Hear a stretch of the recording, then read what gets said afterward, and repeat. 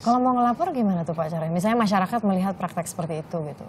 Nah, seluruh terkait ini SMS saja ke nomor 1771.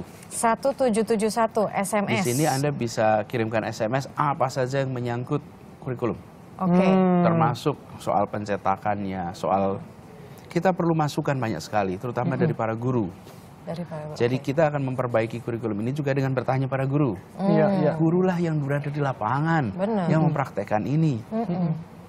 Terus yang berikutnya, saya tidak lagi pakai tim untuk menyusun kurikulum. Jadi?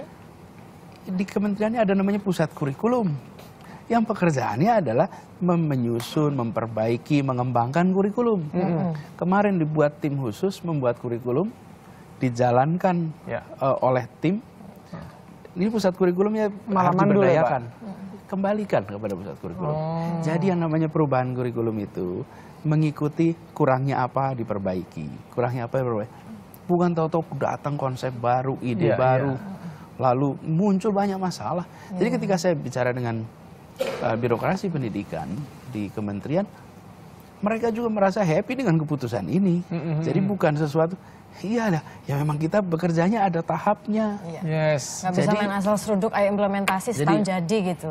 Dan apalagi dikerjakan di ujung, karena di ujung pemerintahan. Lalu pemerintahan baru dalam posisi ada banyak masalah, bertindak, dikatakan mengganti kurikulum, tidak bertindak, maka itu tidak bertanggung jawab karena membiarkan ada masalah. Jadi bakal dipilih yang itu ya. Kalau bicara mengenai masalah ini Pak, saya ingin kembali lagi ke korupsi tadi. Permasalahan korupsi ini kan sebelumnya menjadi permasalahan dari seluruh kementerian lah. Inginnya kan targetnya memang zero corruption. Nah kira-kira ada nggak aksi-aksi atau langkah-langkah konkret yang kementerian Anda akan lakukan untuk memastikan bahwa potensi korupsi ini akan zero? Atau akan diperkecil, targetnya akan zero? Penguatan dalam pengawasan. Kemudian dalam perencanaan juga dibuat dengan pengawasan. Saya beri contoh aja.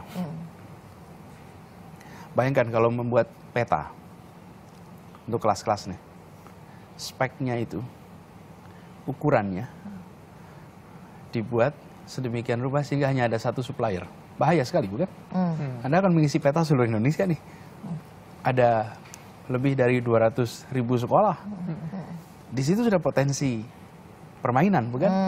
Jadi bukan saja di dalam nanti jumlah nyetaknya berapa, kemudian itu.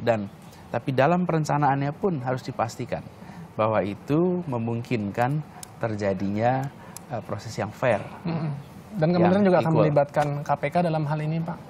KPK punya domain sendiri. Ketika kita menemukan temuan yang menyangkut penegakan hukum, kita KPK.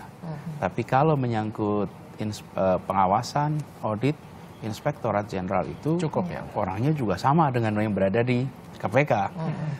Jadi sebenarnya dari sisi pengawasan, saya berinteraksi agak dekat dengan teman-teman pengawas di sana. Mereka orang-orang yang tahu persis, justru mereka tahu persis dunia pendidikan.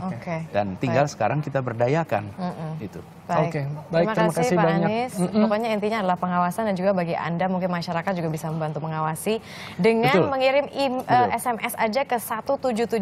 Apakah itu problemnya kurikulum atau ada praktik-praktik mencurigakan, laporkan ke Pak Anies Baswedan. Ya, termasuk tentunya guru-guru yang lebih diutamakan gitu ya Pak ya, untuk memberikan input-input. Dan juga buat anak-anak nih, kan banyak anak-anak yang berprestasi, mungkin kita akan nanti suatu ketika dengan Pak Anies, kira-kira anak-anak yang berprestasi dalam negeri, luar negeri ini akan dikemanakan dan apa agenda dari kementerian. Tapi mungkin nanti sesi berikutnya.